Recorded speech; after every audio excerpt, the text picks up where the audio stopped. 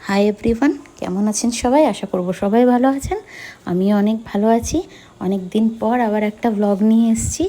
একটু গেছিলাম বাইরে, মানে দুর্গাপুর, তারপরে রোডে একটু ঘুরছিলাম। তো ভাবলাম আপনাদের সাথে ভিডিওটা শেয়ার করি।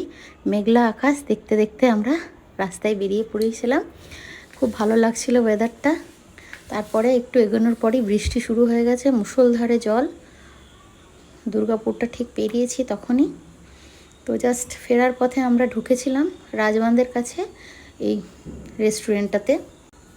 রেস্টুরেন্টটার নাম সিটি রেসিডেন্সি, একদম রোডের ধারে। তো ওর সাইডে, মানে পেছন দিকে ব্যাকে ওটা ছিল সুইমিং পুল।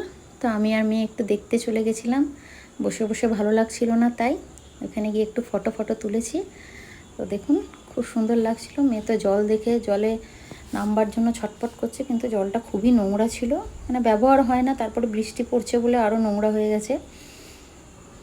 জায়গাটা খুব সুন্দর, তাই আপনাদের সাথে শেয়ার করলাম।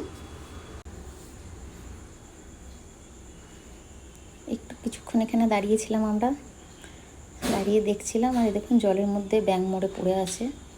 মেয়েকে বললাম হাত দিস না, প্রচণ্ড নোংরা। তারপরে আমরা ভেতরে ঢুকছি, মানে ওর বাবা বসে আছে ভেতরে। আমরা একটু চারপাশটা ঘুরে দেখে এলাম। তো এই দেখুন ভেতরটা মানে খুবই সুন্দর। আমরা হাত ধুতে চলে গেছিলাম, কারণ মেয়ে জলের মধ্যে হাতও দিয়েছে। তো আমরা একটু ওয়াশরুম চলে গেছিলাম। আর ওইদিকে সোজা দেখছেন, ওইখানেই সুইমিং পুলটা আছে। তো সুইমিং পুলটা যেতে গেলে একটু ঘুরে যেতে হয়। এদিকটা হচ্ছে ওয়াশরুম।